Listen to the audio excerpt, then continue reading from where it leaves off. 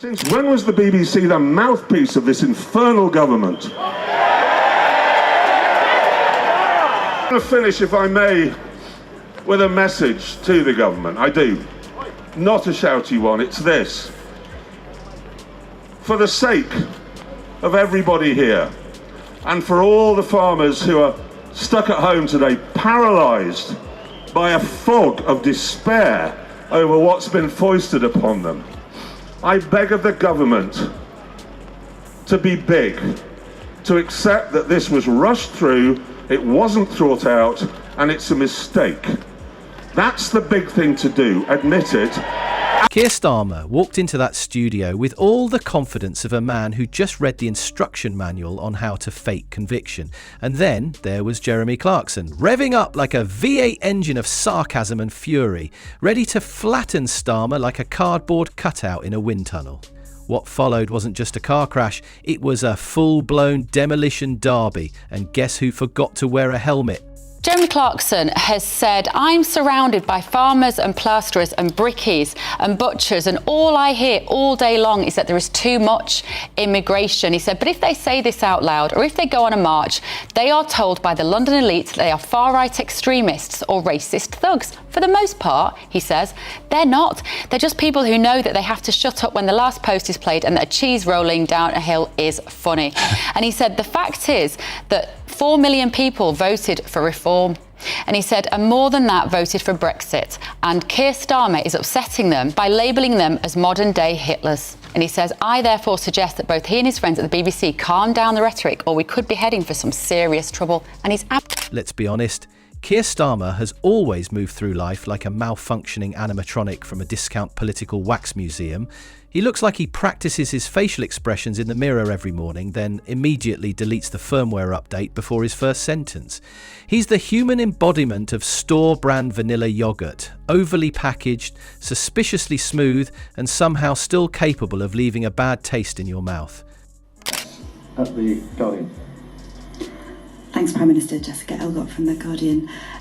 Jeremy Clarkson's been at this protest in Whitehall with the farmers, and he says that 96% of farmers will be affected by this tax change, and he asked the crowd to raise their hand if they were affected, and almost everybody did. Farmers. Firstly, is that true, or is he spreading misinformation, and are you worried that powerful famous fake voices news are spreading misinformation about this policy? Well, look, I'm not going to get into the business of... Is the Guardian trying to say there's some fake news going on? I think the facts speak for themselves. As I've said on a number of occasions, for a typical family wanting to pass on through the family, which is a typical case, completely understood. Watching him try to inspire people is like watching a toaster attempt stand-up comedy. Awkward, confusing, and you end up wondering why it was even plugged in. So when Jeremy Clarkson, a man who flings insults with the precision of a ninja and the volume of a jet engine strapped to a pub, went after Starmer, it wasn't so much a takedown as it was an emergency broadcast warning the nation this man is not fit for purpose. Honestly, it felt less like satire and more like pest control. Jeremy, what's your word to the government? Who would you replace him? Jeremy, what's your word to the government? You're live on Sky. Please back down. Please back Jeremy, down. just to your left, please. Please back down. The word there from Jeremy Clarkson.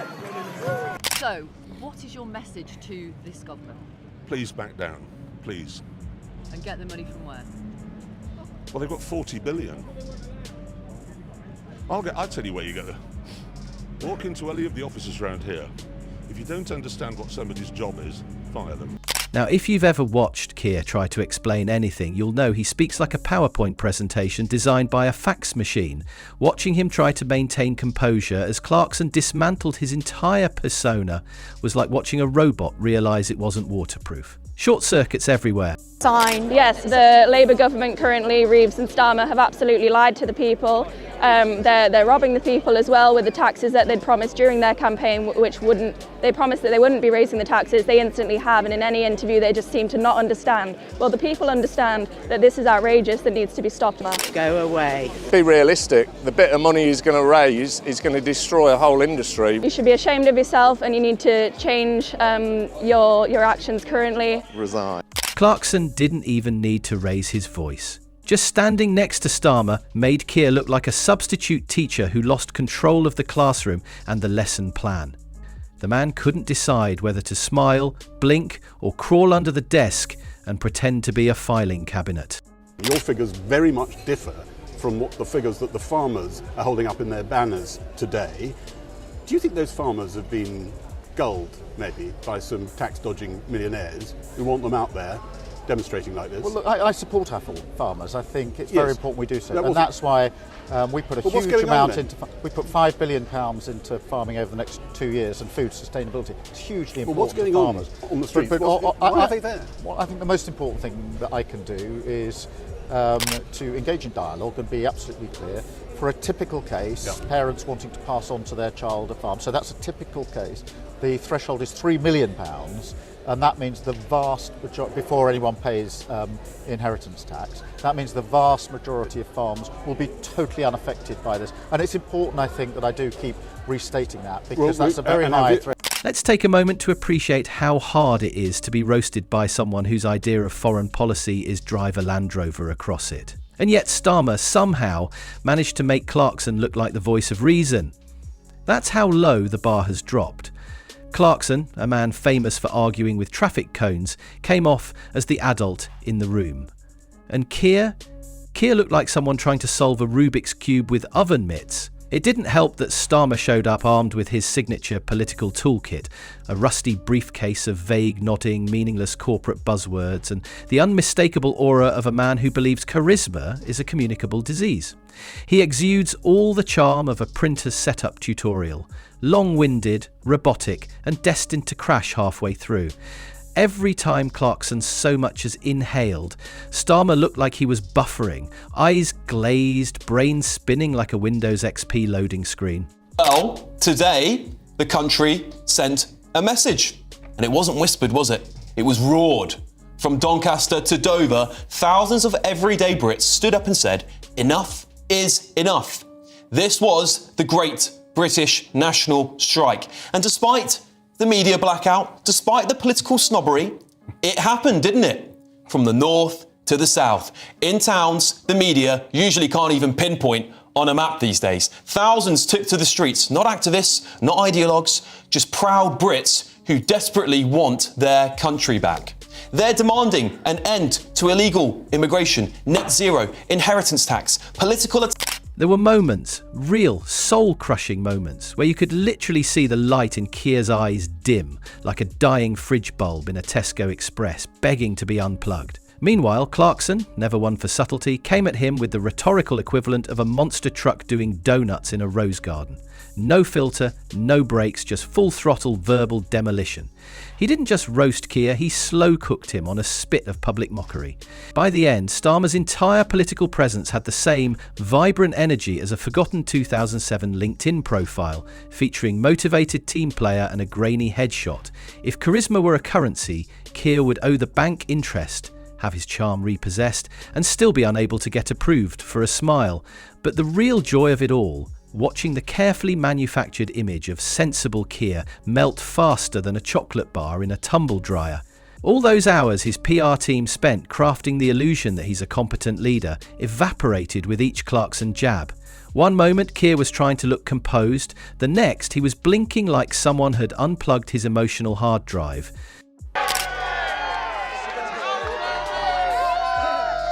I'm here to support the farmers.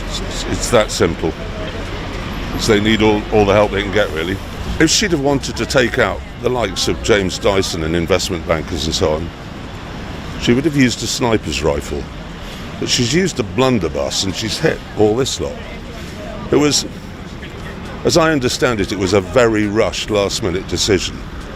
And I think, we all make mistakes in life, and I think it's time for them to say, you know what, Clarkson didn't even need to be particularly savage, he just had to exist in the same room. The contrast was enough. One man with opinions delivered like nuclear bombs, and the other, a human screensaver. This isn't just a roast, it's a full-blown comedic autopsy. We're not just watching someone get burned, we're witnessing the structural collapse of an already flimsy stage prop labelled Leader of the Opposition. Starmer has been LARPing as a leader for years, acting like he's in a particularly boring episode of The West Wing as directed by a beige cardigan. He delivers lines with the emotional depth of a dial tone, complete with dramatic pauses, long enough to raise a family in. But against Clarkson's wrecking ball wit, the illusion didn't just crack, it shattered like a Poundland wine glass under a sledgehammer. And when the mask slipped, oh, what a sight.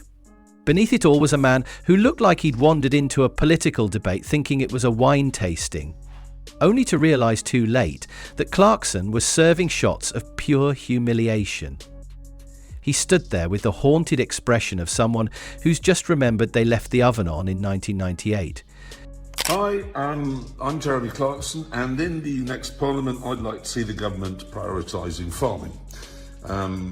We've been asked to diversify, and when we try to do that, the local authorities tell us we can't.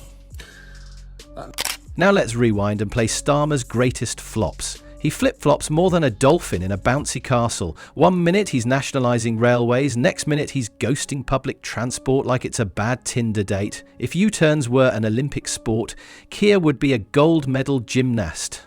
Meanwhile, Clarkson doesn't forget, he pulled out the receipts, the invoices and probably a PowerPoint titled Keir Starmer, the human snooze button. His voice boomed with the fury of every disappointed voter, and Keir stood there looking like someone had swapped his spine for a breadstick. You could practically hear him praying for a power outage, a fire alarm, a sinkhole, anything. But life, cruel as ever, gave him nothing but airtime. What really sealed the humiliation wasn't even what Clarkson said, but how visibly Starmer fell apart under the pressure. You'd think after years in law and politics, he'd have developed some kind of verbal defence system. Instead, he stood there like a crashed Windows update, buffering through existential dread.